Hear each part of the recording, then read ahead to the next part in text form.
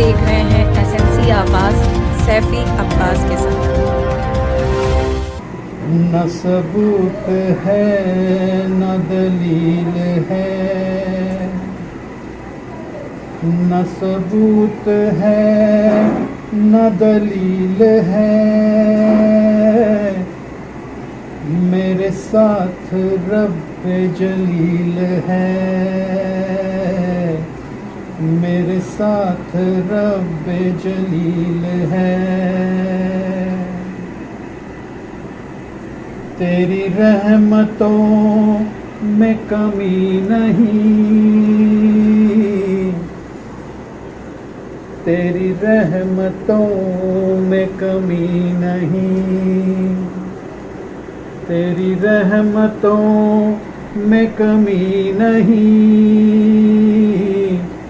मेरी एहतियात में ढील है, मेरी एहतियात में ढील है। और इसके साथ साथ ये भी जानना चाहेंगे कि आपका कॉलेज कहाँ से हुआ और ये जो स्कूल में आप आए एज ए प्रिंसिपल हैं आप, तो क्या जब ये ऐसे ही अचानक एज ए एक्सीडेंटल रहा कि आप इसमें आ गए या सोच के रखे थे या कुछ और प्रोफेशन के बारे में आपने सोचा था? सर ये भी जानना चाहेंगे।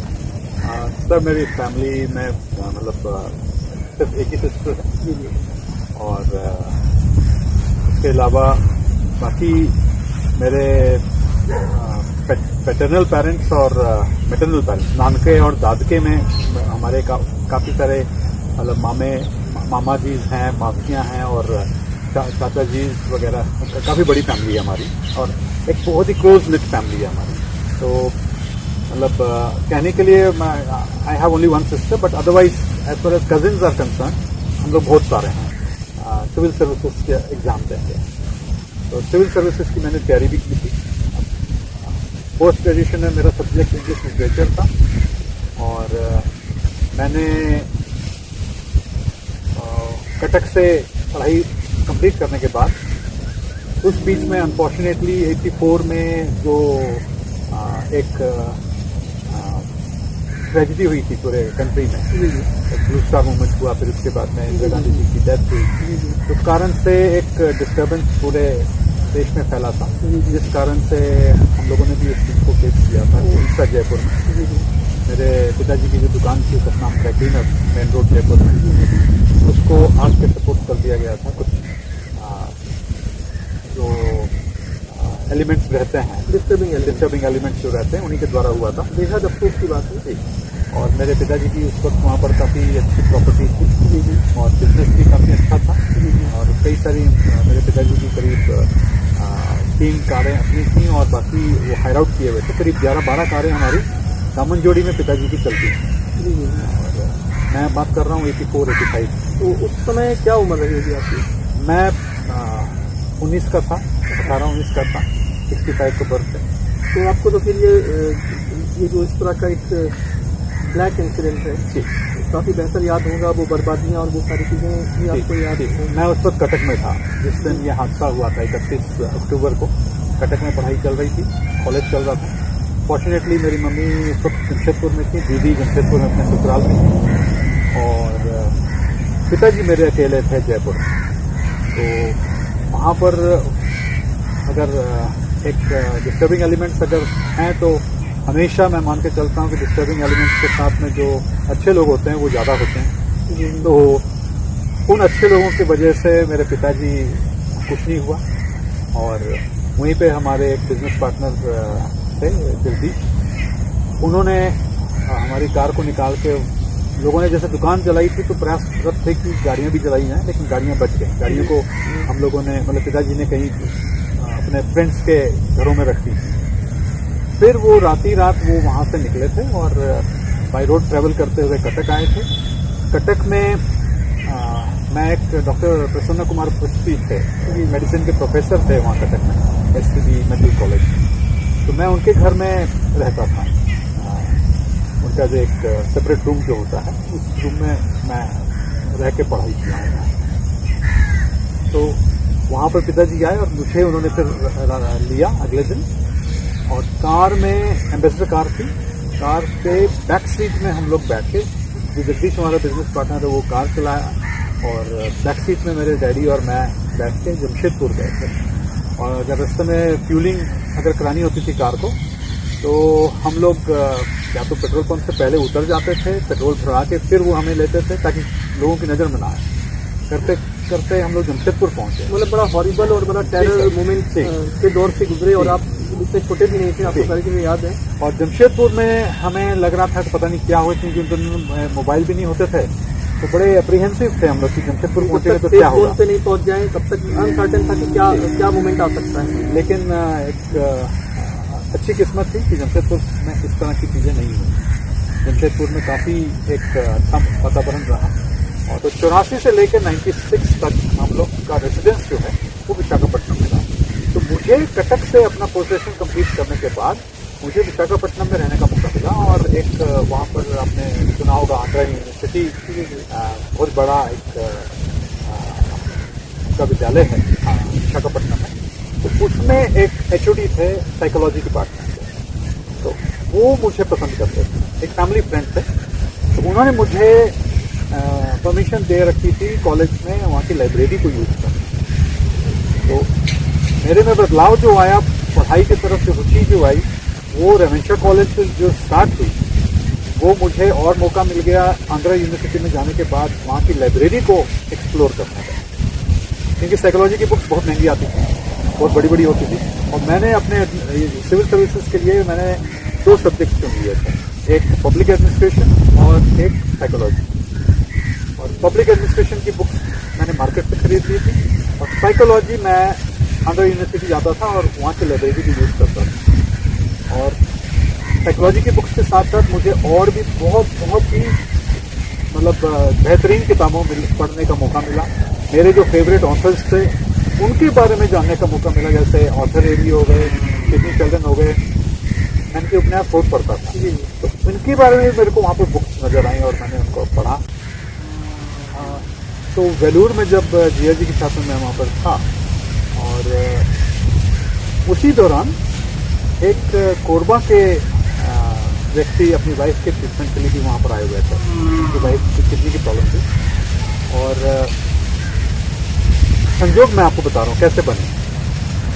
वहाँ पर एक दिन मैं जिया जी को जब हॉस्पिटल में CMC वेलूर में जब सुबह का ब्रेकफास्ट करने के लिए लेके गया, तो उन्होंने मुझसे कहा कि दोपहर का जब खाना लाओगे होटल से तो डाब लेके आना मेरे लिए, डाब पीने की इच्छा जाएगी। तो मैं जब होटल से दीदी ने खाना बनाया, मैं उसको टोकरी में डाल के जब लेके जा रहा था, तो रास्ते में एक पान की दुकान पड़ती है, वहाँ से मैंने 2 डाब खरीदे।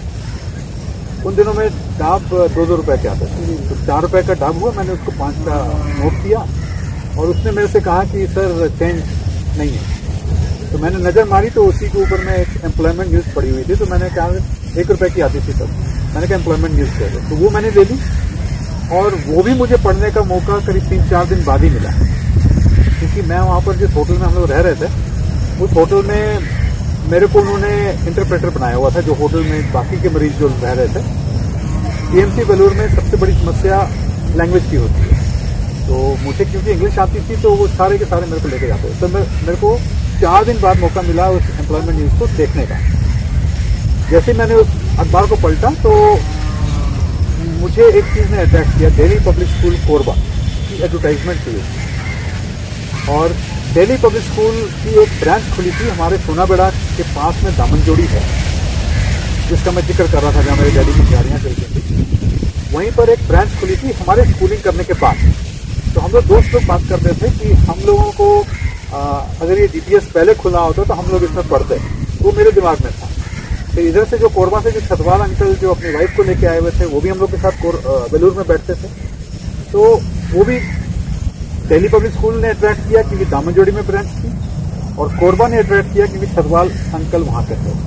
तो मैंने उस एडवर्टाइजमेंट को पढ़ा, तो उसमें लिखा हुआ था कि उनको इंग्लिश टीचर की ज़रूरत है, और क्वालिफिकेशन को मैं मैच कर रहा था, एक्सेप्ट मेरे पास में B.Ed नहीं था, और मेरे पास में उसको सर्टिफिकेट्स भी नहीं थे। फिर भी मैंने एक थोड़ा जब समय मिला तो मैंने एक प्लेन पेपर में एक एप्लीकेशन ली थी, और सारा कुछ अपना जो मेरा बायोडाटा था मुझे याद था, मैंने उसको लिखा, और नीचे में मैंने लिखा कि in case I am called for the interview I shall produce my certificate as mentioned above. तो वो वहाँ पर करके मैंने वहाँ से उसको पोस्ट कर दिया था DPS कोरबा के लिए। बाद में जब विशाखापट्टनम वापस आ गए और रूटीन में लाइफ चलने लगी, जिया जी दीदी मेरे टाटा चले गए, मैं वहाँ विशाखापट्टनम में रहता था। मुझे अचानक से एक दिन कॉल लेटर आ गया यहाँ से कोरबा से। तो वो कॉल लेटर मैंने अपने जो HOD हैं साइकोलॉजी डिपार्टमेंट के, उनसे मैंने जिक्र किया। तो उन्होंने नाराजगी जाहिर की, बोले तुमको जाने की जरूरत नहीं है कि तुम्हारी तैयारी अच्छी चल रही है सिविल सर्विसेज के लिए, तुम मत जाओ। मुझे लगा कि मुझे जाना चाहिए, क्योंकि उन्हीं दिनों में मैं फ्रेश पोस्ट ग्रेजुएट था, तो मैं इधर उधर तैयारी करता रहता था। मैं देखता था डैडी मेरे जो है थोड़े से स्ट्रगल कर रहे हैं, क्योंकि जो हमारा बिजनेस था वो बंद हो चुका था एक तरह से। और मेरे डैडी मेरे से कहते थे कि तुम सिविल सर्विसेज के लिए चले जाओ दिल्ली पढ़ने के लिए। तो मैंने पता किया था राउत ट्यूटोरियल वगैरह में उस वक्त खर्चा काफ़ी आता था, तो नहीं भी होता तो मेरे डैडी को उस वक्त 2 से 2,500 रुपये पर मंथ खर्चा करना पड़ता, जो उस समय के लिए बहुत ज़्यादा था।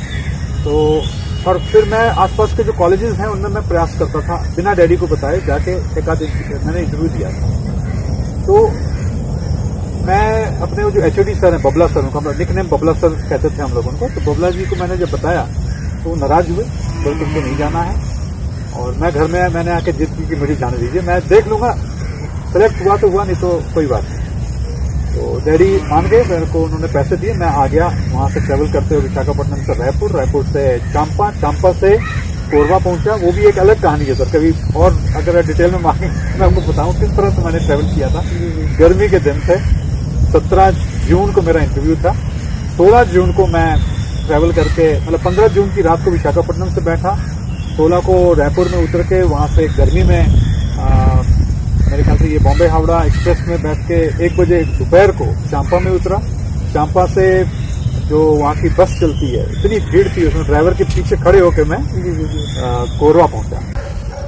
सर एक बात कहना चाहेंगे, आप IAS की तैयारी कर रहे थे और जस्ट दाब लेने के लिए आप गए, और वहाँ पे आपको एम्प्लॉयमेंट न्यूज़ पेपर मिला, और वो भी आपने उसको बहुत ऐसे ही लिया, 3 या 4 दिन बाद आपने देखा। लेकिन एक दो सबसे बड़ी चीज़ है कि कुछ चीज़ें पहले से निर्धारित रहती है। अगर आप दाब लेने नहीं गए होते, एम्प्लॉयमेंट न्यूज़ तक आप नहीं पहुंचे होते, तो आप IAS की तैयारी भी कर रहे थे। लेकिन कुछ चीज़ें थी जो आपको DPS का प्रिंसिपल बनाने के लिए भी पूरी मेहनत कर रही थी, और वो ठीक है, वो एक शुरुआत थी, धीरे धीरे ही आदमी को काम तक पहुंचता है। तो सर इसको लेकर आप क्या कहेंगे, स्पेशलिटी, किस्मत, इन चीज़ों को कितना मानते हैं आप? ये बस एक छोटी सी बात इसके साथ करेंगे, फिर हम दूसरी बातों की तरफ आएंगे, क्योंकि ये बड़ा एक तैजुब तरह है। अगर उस दिन आप दाब लेने नहीं गए होते, वो पेपर आपके पास नहीं होता और आप उसको नहीं देखते, और फिर ऐसे ही बेमन से आप गए, फिर उसके बाद, और एक आपने बहुत अच्छी बात कही कि फादर का कहीं ना कहीं पीरियड का स्ट्रगल देखकर आपको ये लग तो रहा था कि ये सब मैं कर रहा हूँ, लेकिन मुझे अगर कहीं कुछ इस तरह का एक अल्टरनेट मिलता है तो मुझे ज़रूर उस पर चांस लेना चाहिए, और आपने वो भी किया। तो वो कहीं ना कहीं आपकी एक बहुत पॉजिटिव शख्सियत को तो बताता ही है कि आप वो जो तैयारी कर रहे थे वो तो कर ही रहे थे, लेकिन एक दूसरे रूट की तरफ भी जाने को आप तैयार थे। और खासतौर से वो दाब वाला, अगर उस समय हम उससे लकी कहेंगे, क्योंकि आज आप कहीं ना कहीं जिस स्टेटस और जिस मुकाम पर हैं, इससे हर कोई फक्र महसूस करता है। मैं जब भी, मतलब समझ लीजिए, मैं अगर मुझे कहीं दाब नजर आ जाता तो मुझे बिल्कुल से तुरंत वो बात कनेक्ट हो जाती है कि मैं इस दाब के कारण से मैं आज जहाँ हूँ वहाँ हूँ। और उसके बाद जो कोरबा में मुझे जॉब मिला, कोरबा में मेरी सैलरी जो थी, मतलब PRT स्केल में मैंने ज्वाइन किया, PRT से फिर TGT हुआ, TGT से PGT हुआ, सीनियर मास्टर हुआ। उसके बाद मुझे यहाँ DPS निकाय में आने का एक जिम्मेवारी जो मिली, उसको मैं यहाँ पर आके निभा रहा हूँ। रास्ता है जिंदगी, जो थम गए तो कुछ नहीं, ये कदम किसी मुकाम पे जो जम गए तो कुछ नहीं।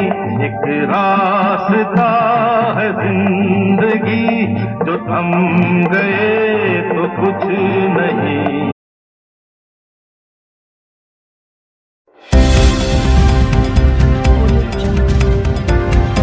आप देख रहे हैं